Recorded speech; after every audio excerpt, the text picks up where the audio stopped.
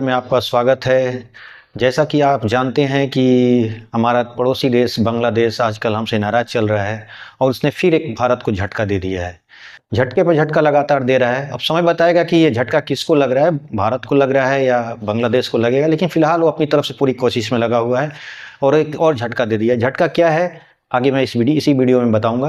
तब तक आपसे गुजारिश है कि मेरे चैनल को थोड़ा लाइक कीजिए, सब्सक्राइब कीजिए और थोड़ा कमेंट वगैरह कीजिए और अपना राय जरूर दीजिएगा इस वीडियो के बाद। देखिए उसने जैसे कि मालूम है कि बांग्लादेश दुनिया का एक सबसे बड़ा जो गारमेंट्स और टेक्सटाइल्स जो बनती है उसका एक्सपोर्टर है, यानी एक तरह से मैन्युफैक्चरर है, वो बनाता है और एक्सपोर्ट करता है। अब चूंकि बांग्लादेश में लॉजिस्टिक की उतनी अच्छी सुविधा नहीं है, यानी चूंकि आप जानते हैं कि कपड़े को बहुत तेज़ी से ट्रांसपोर्ट किया जाता है, क्योंकि आमतौर पर लोग त्योहारों में और तुरंत उसकी डिमांड आती है और तुरंत उसका सेल करते हैं, और उस दूसरे बात की फैशन वगैरह में डिजाइन में तुरंत चेंजिंग आती रहती है, इसलिए इसका जो लॉजिस्टिक यानी जो ट्रांसपोर्टिंग होना चाहिए बहुत फास्ट होना चाहिए। बांग्लादेश के पास ये सुविधा नहीं थी और ये बांग्लादेश आमतौर पर हेल्प भारत से लेता था।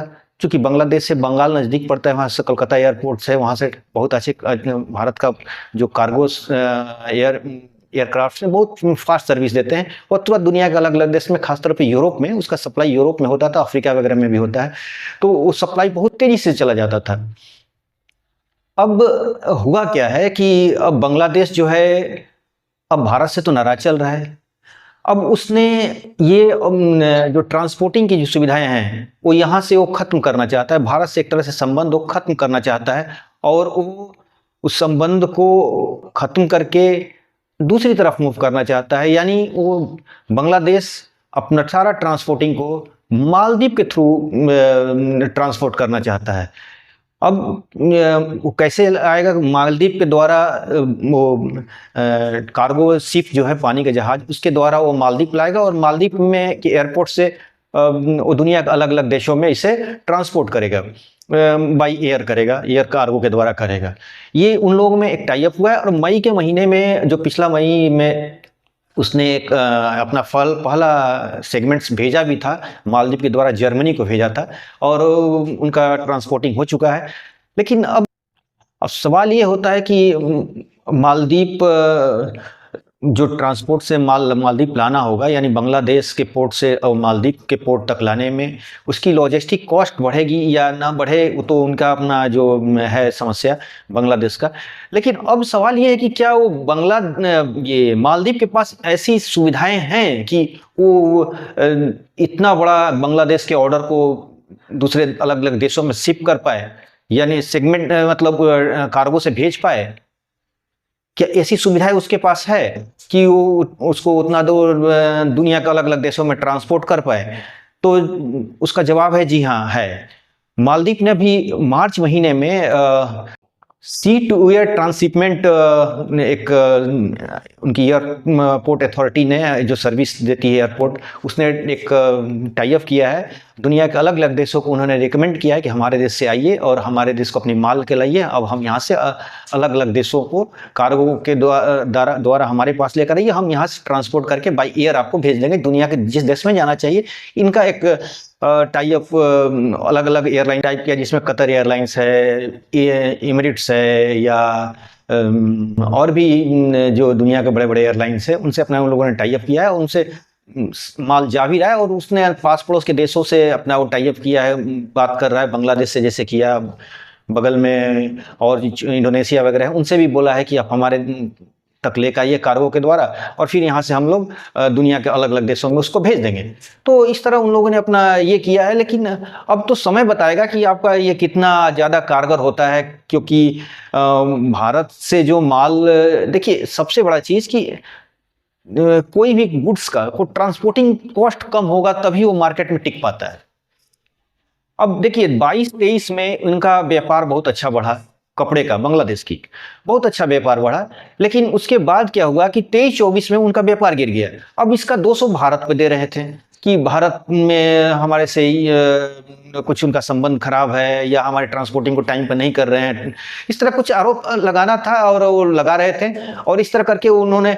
लेकिन फिर भी अब ये कितना कारगर होगा ये तो वही बताएंगे लोग, बांग्लादेश के लोग बताएंगे। लेकिन जरा सोचिए कि ढाका से कलकत्ता 35, 40, 50 किलोमीटर है या 100 किलोमीटर जो ही आसपास होगा, इतना ही, और वहां से ट्रांसपोर्ट के द्वारा आ जाता था और वहां से तुरंत दुनिया के तेजी में फास्ट सर्विस मिल जाती थी और बहुत कम कॉस्ट में उनको पहुंच जाता था, क्योंकि वहां से रोड के माध्यम से ट्रांसपोर्ट इजी होके इजीली चला आता था। अब ये लोग वहां से बांग्लादेश से, अगर बांग्लादेश से भाई सेगमेंट्स के द्वारा, अगर शिपमेंट के द्वारा अगर भेज रहे हैं आप, तो एयर जो शिप कार्गो है वो आपको चेन्नई तक बहुत नज़दीक पड़ता था वहां से भी, लेकिन उस चेन्नई को क्रॉस करके आप सीधा आप जा आके मालदीव से जाके उठाएंगे माल, यानी पूरा इंडिया को एक तरह से राउंड मारते हुए जाएंगे श्रीलंका क्रॉस करते हुए, फिर वहां से आप उसको दुनिया के अलग अलग देशों में भेजेंगे।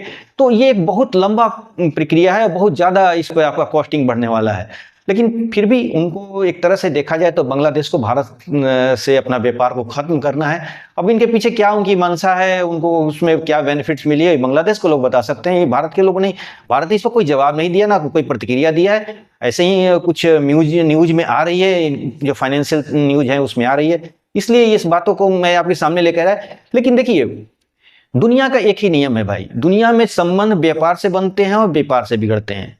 दुनिया का जितना आज के दुनिया का पूरी अर्थव्यवस्था ही दुनिया का दोस्ती, मित्रता, बंधुत्व का सबका बस एक ही है, ट्रेड। और ट्रेड से ही, अब कनाडा का मैं एक वीडियो आपको बताऊंगा, कनाडा से कुछ ये कनाडा से और भारत का कुछ ये लॉजिस्टिक व्हीकल्स की कुछ डीलिंग हुई थी, जिसको भारत ने, जैसे जानते हैं कनाडा से भारत का संबंध थोड़ा खराब चल रहा है, इसलिए भारत ने उसको ऑर्डर को कैंसिल कर दिया उनकी कंपनी को। इस पर मैं एक वीडियो ला दूंगा आपको। और आगे जाकर रूस से अपना संबंध कर दिया। रूस ने भी बोला है कि हम आपको इससे अच्छे व्हीकल्स, आपको 200 जितना आपकी रिक्वायरमेंट उतना हम दे देंगे। खैर, कहने का मतलब ये है कि अगर आप नाराज होंगे तो ट्रेड भी आपका नाराज होगा, इसमें कोई दो राय नहीं है। दो देशों का संबंध में ट्रेड बहुत बड़ा मायने रखता है। अगर आपका संबंध खराब होगा तो ट्रेड भी खराब होने वाला है। बांग्लादेश का भारत से क्या चिड़ है वो तो बांग्लादेश के लोग बता सकते हैं, या इसमें धार्मिक एंगल है, या इनका जो कुछ पॉलिटिकल एंगल है, या कुछ एंगल्स जो होगा, उनका अपना निजी पॉलिटिकल पार्टियों से आपस में झगड़ा है। शेख हसीना यहाँ पर आई हुई हैं, इसकी वजह से वो थोड़ा गुस्से में है और इसका चिड़ वो भारत से निकाल रहे हैं ये। लेकिन ये कुल मिलाकर अपने देश को नुकसान करने वाला है, क्योंकि भारत का सिर्फ एक बांग्लादेश से ही नहीं, भारत का अलग अलग दुनिया से कार्गो सिस्टम चलता है, बहुत बड़ा देश है और वो इसको झेल लेगा। लेकिन बांग्लादेश इस बात को समझ नहीं पा रहा है।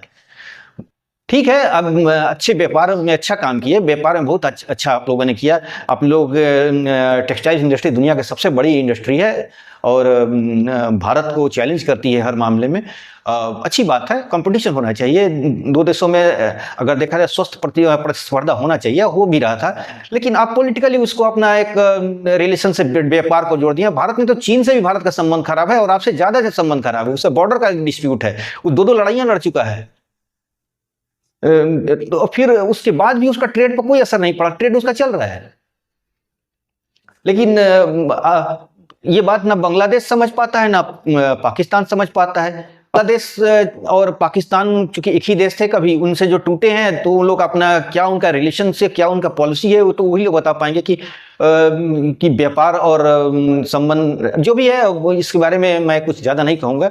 लेकिन इतना तय है कि बांग्लादेश ने भारत से अब ट्रेड को खत्म करने के लिए स्टेप बाय स्टेप कदम उठा रहा है। भारत को इससे झटका लगेगा, नुकसान तो है, क्योंकि भारत एक बहुत बड़ा उसका लॉजिस्टिक कंपनी जो है, उसके कार्गो, एयर कार्गो पर इफेक्ट पड़ेगा। ट्रांसपोर्ट कंपनियां जो वहाँ से ट्रांसपोर्ट करके एयरपोर्ट तक लाती थी, उस पर उनको असर पड़ेगा, यानी बहुत कुछ रोजगार पर हमारे भी असर पड़ेगा। इसमें कोई दो राय नहीं है, झटका तो लगा है भारत को। भारत इसका हल निकालेगा आगे जैसे निकाले।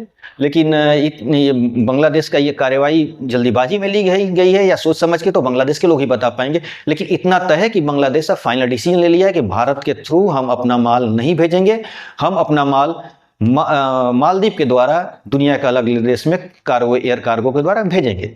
तो आज के अंक में बस इतना ही ये बताना था आपको, और इसके साथ ही बहुत बहुत धन्यवाद। Thank you.